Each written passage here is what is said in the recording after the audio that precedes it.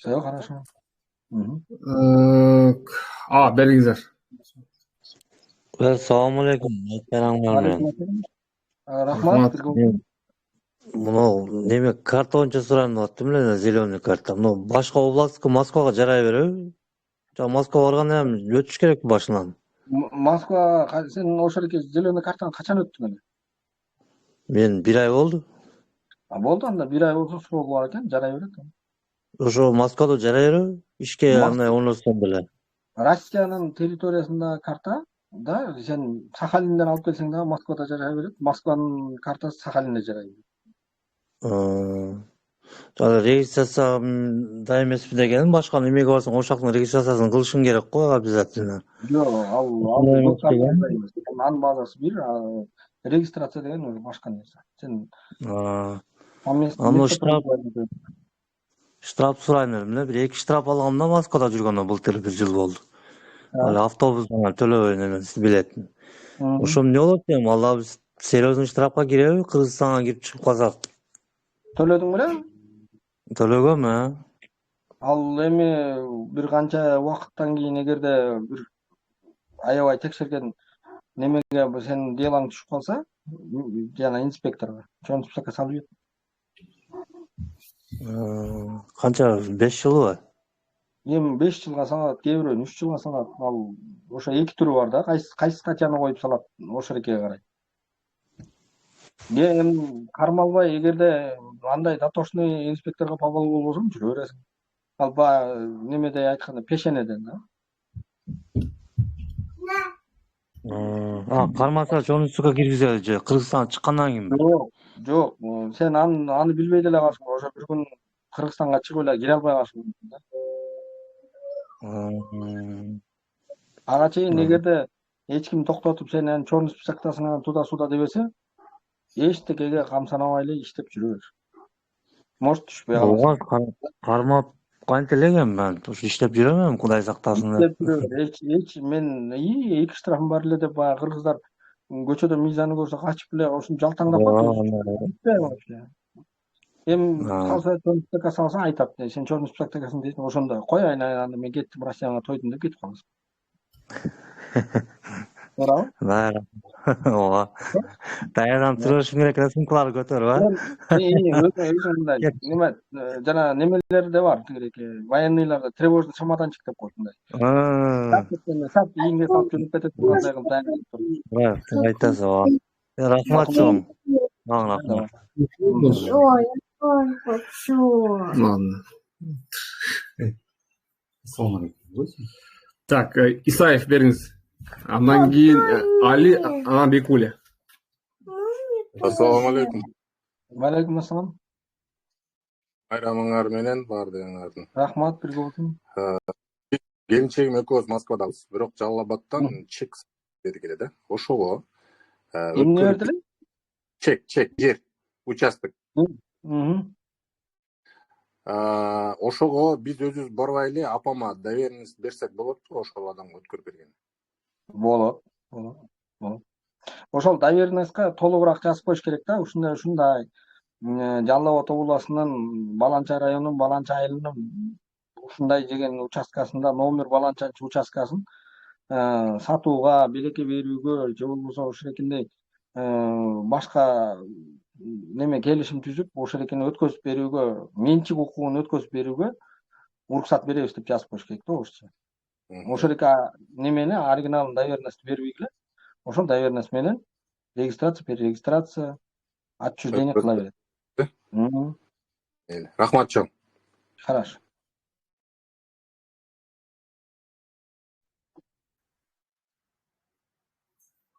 Так, Али барбы суроо? Бекуля. Али, Бекуля.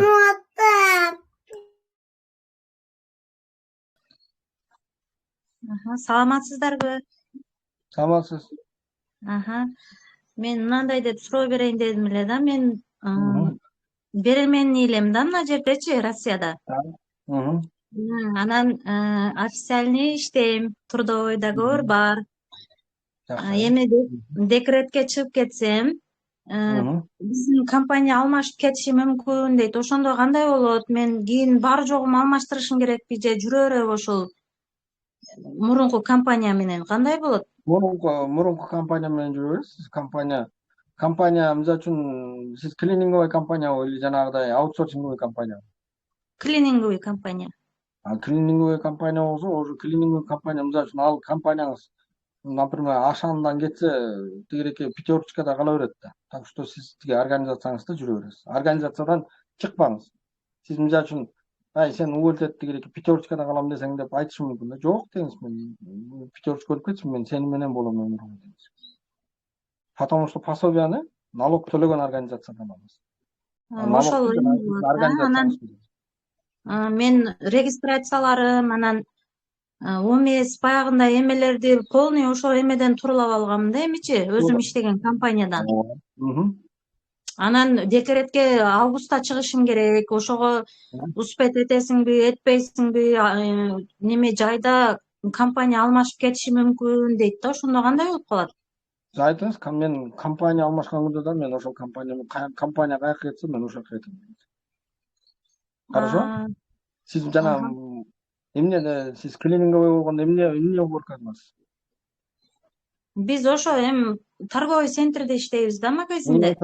Ал ошо мисалы үчүн бир клининговый компания кетип, экинчи клининговый компания келет, туура айтамбы?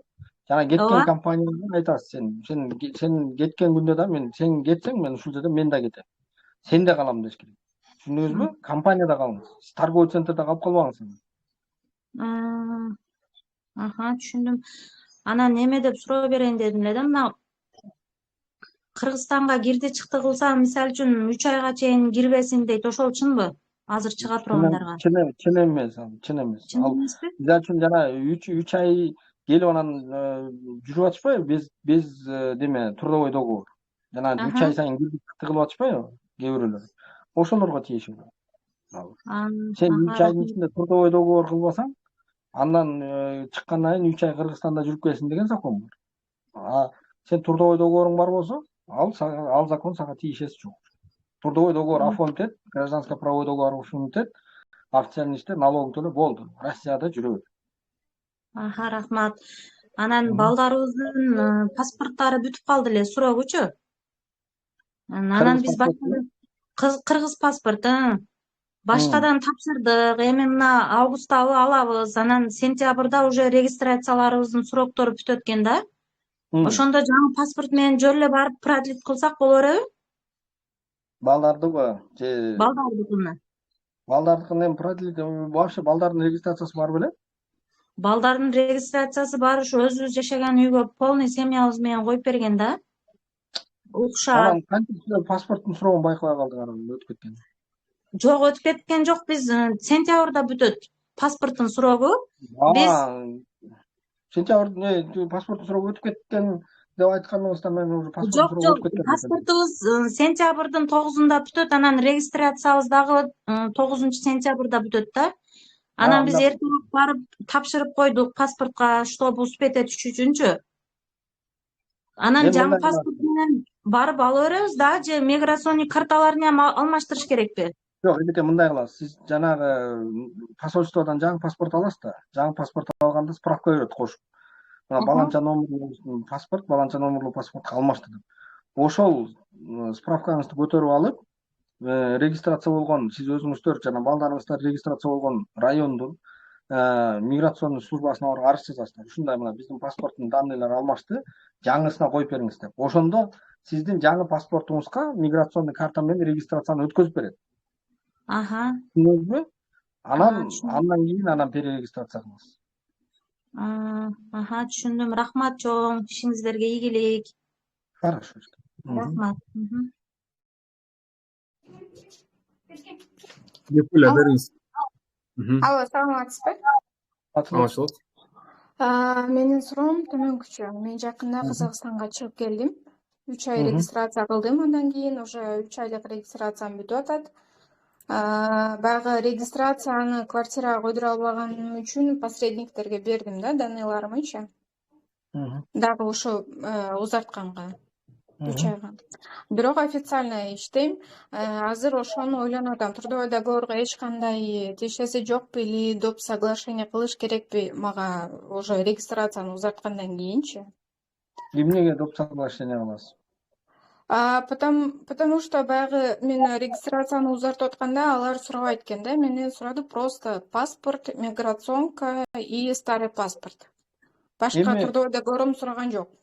Бекуне, сиз кимге берсеңиз дагы эми алар азыр немеге коюп коет да, хостелге коюп коет. 3 айлык кылыпчы. Хостелде болсо бат эле чыгарып берет ал жерденчи. Хостелде миңдеген кишилер жашайт, алар ошол жерде жашаган кишилерди регистрация кылыш керек. Анан сиз ошол жерде регистрацияңызды алганда эми бир канча бир 15-20 күнчө базада турат. Сиз ошол 15-20 күнчөнүн ичинде официально иштеткен сизге бир Ооба. адрес таап эле, анан Ошол ошончо эле адамды таппаганыма байланыштуу ушундай болуп калды да. Эч таппай жатам ишеничтүү адамдычы. Эми жана Кыргызстан группасында жүрөт го, үйүмө регистрация коюм деп деди. Московская область жактарды. Ошол жака эле койдуруп коюң. Баары бир ошончо акча берип атасыз. Анда неме мошенниктерге деле. Ооба. Биздин каналда барбы азыр ким угуп жатканда регистрация кыла турган эжелер болуп калчу эле бул жагдачы. Эгер болсоңор микрофон сурагыла. Айтып койсоңуздар. Микрофон сурагыла, мен азыр ушул жерде эле сразу номерлерин алышып алам. Сразу жазыңыздар, комментарийге жазыңыздар же неме кылыңыздар, Ыраазымын сиздерге, рахмат чоң. Хорошо. Абдыманап бериңиз, андан кийин Захро. Assalamu alaikum. Алейкум ассалам. Айттары барек болсун баарыңарга. Рахмат. Суроом төмөндөкчү, мына жаш балдардын досрочный регистрациясын кантип узартсак болот? 3 айлыгы бүтүп калды эле. Кийин келинчегимди Жаш жете элекпи? Биринчи класста биринчи оригинал болчу, ушул жерде мектепте окуйт. Мектепти бутту дагы анан буга кереги жок деп апасы өзү эле границадан чыгып келди да кайрадан жасаттык квартирага. Бунуку калып кетти. Абдыманап, сиз өзүңүз официально иштейсизби? Ооба, өзүм официально иштейм. Өткөнкү эфирде айткам, өзүмдүкү менен эле как глава семьи өзүм узартсам болмок экен эле. Ошону билбей калып границадан чыгып келди да. Азыр деле узартып койсоңуз болот. Ал тиги балдарды миграционный службадан кирди чыкты кылып кел деген требование деле коюшпайт. Ушинтип өтүп кетти десеңиз, сиз эми баягы штраф салат. Штрафын төлөйсүз дагы анан улантып коесуз. Ошондо мен хозяинге кечегинде продление кылалы деп берсем, аныкы основаниясы учеба деп койду эле. Значит, мен основанияны өзүм трудовой договорум кошулушум керек экен да. Ооба. Ошо өзүм төлөгөндө. Буга чоң рахмат. Анан базадан текшерүү боюнча кандай кылабыз? Офис барбы, лично консультация алайын деген. Кубатка жазсаңыздар деле текшерип берет. Болду, чоң рахмат. Анан мынау бизден кийинки суроо берчү жердештерге айтып кетет элем, кыска суроо берсек жетишпей калып атабыз. Баарыңарга ийгилик, иштериңерге тынч болуңуздар. Рахмат. Ассаламу алейкум. Мен пропискам российский да, анан то есть регистрация временныйчы, анан кийин 3 айлык түгөнүп атат да. Мен Екатеринбургдан Москвага келдим. Уже 90 күн өттү да. Анан регистрацияга коюп бере турган адам азыр башка областта болуп атат. Ошо 1-2 жумада келип калат. Анан бир аз өтүп кетти да убактысычы. Анан штраф болбойбу деген. Негизи мындай деп коет, сиз жана регистрацияга барганда вообще Екатеринбургдан качан келди десе, көчө күнү келдим дейсиз. Хорошо, потому что сиз Екатеринбургдан келгенде негизи 10 күн, а так 7 күндүн ичинде перерегистрация кылышыңыз керек болчу. Түшүнүңүзбү? Ошон үчүн милиция кармай же эмне кылат? Көчө күнү эле келдим дей бериңиз. Вообще желательно бир билет, электронный билет жазатып алсаңыз вообще жакшы болот да. Мынакей мен көчө күнү келдим деп. Анан мен 3 айлык регистрациям бүтүп 90 күн биякта Екатеринбургка баягында келгем, анан 2 айдан бери Москвада жүрөм десеңиз, шакт кенчесиз удвоение деп иштейм.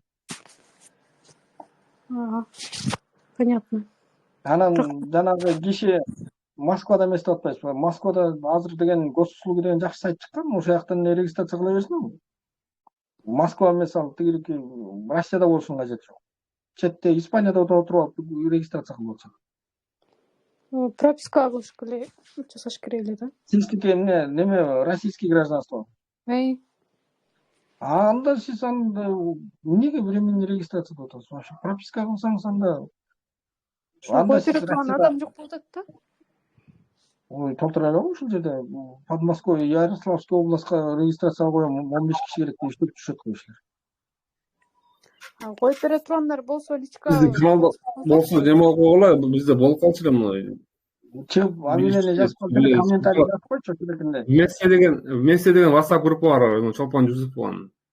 Ошол жакта барсызбы жокпу? жок, только Кубат байке сиздердикинден. Акыл. Ал жака да киребиз. аракет Эме кылам. жөнөтөт бизге Чолпон Жөнүн суратын немесин, контактын. Байланышып көрүңүз, Коюш да. Ал жазып. Рахматжон, Алла разы болсун. Эчтекемиз. Так, Захрода молчит да, привет бере бергиле сурамады. Ким калып кетти? Барлы берди ата. Привет. Кандайсыздар? Жакшы кудайыңыз. Мен регистрациям 2 ай срок өтүп кетти да, ошону штраф төлөсөм болобу же удвоение басып салабы? Удвоение басып ийиши мүмкүн сизге.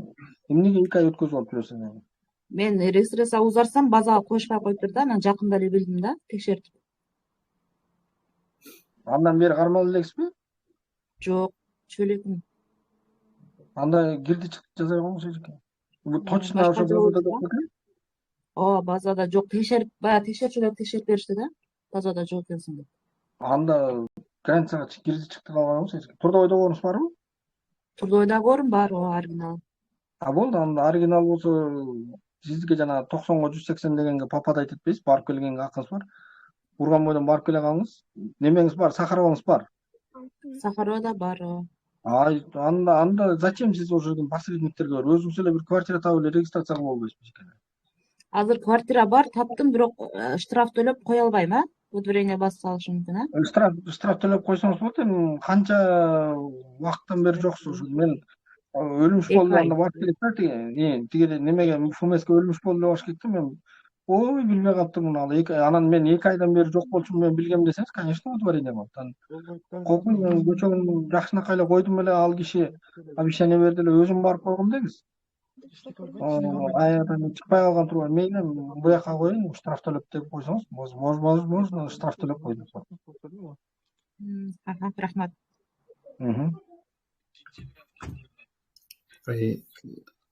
Эльмира.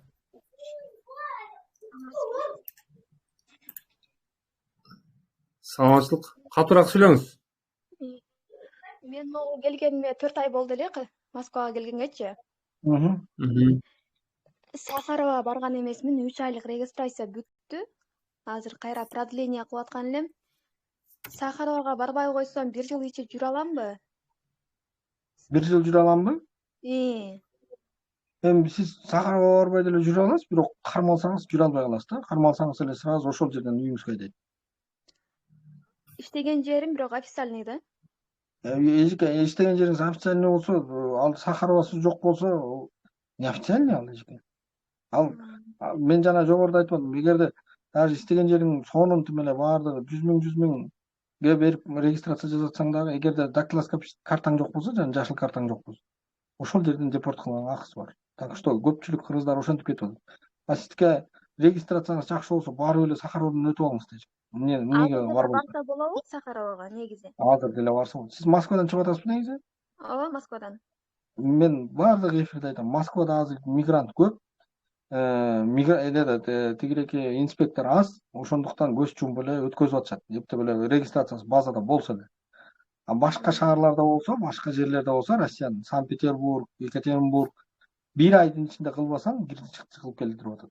Так что сиз бактыңыз бар экен, Москвадан азыр регистрацияңыз чыкса, барып Сахаровдон өтүп алыңыз. Мен регистрация негизи срогу бүтө электе тапшырган болчумун, 1 жума алдың. 20 күн болуп калды, уже 20 күндө чыкпадык.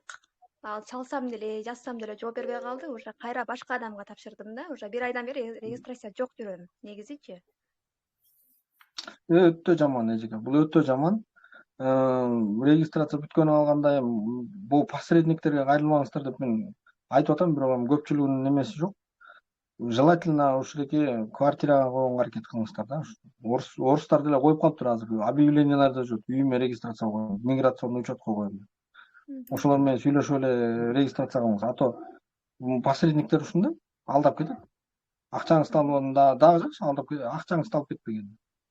Мага Акчасын күнүгө алып кеткен, ошол акчасын төлөп койгонбуз уже общий суммасын. карабайсызбы мына түшүнчүктөр.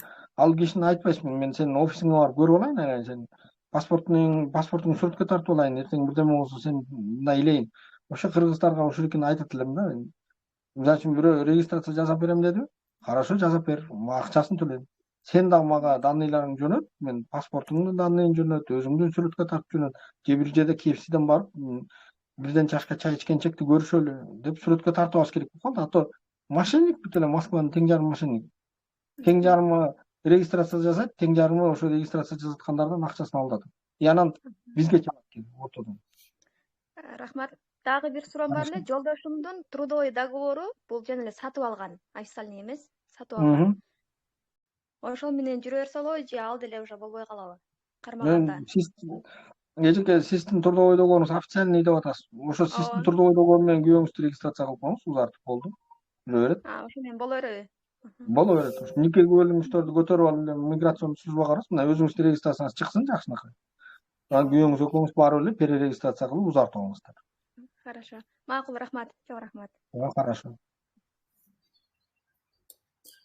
Ким берди? Элмира берди. Гуля. Сиз калып кетипсиз. Гуля бериңиз. Алло, ассаламу алейкум. Валейкум ассалам. Байке, менин суроом, жакында оолум келadi bir oyga. Регистрация кылышым шартмы или кылмасам боло бератымы? Жашы канчада? 17-де. Обязательно милдеттүү түрдө кыласыз. Еще милдеттүү түрдө Сахаровадан өткөзүшүңүз керек. 1 айдан ашык жүрөбү? 1 oyga эле келиапты. Анда 1 айга жеткизбей кетириңиз. 27-28 күндө. Хорошо? А так 1 айдан 1 күн ашып кетсе регистрация коюшуңуз керек болот. Болуптур, шуну билей дегендим. Рахмат. Билет бар болсо, уверен болсоңуз анан ошо жасабай койсоңуз болот да. Обратный билетчи 30-на чейин, 30 күн ичинде. Билетин туда обратно алып койгула, ошондо проблема жок.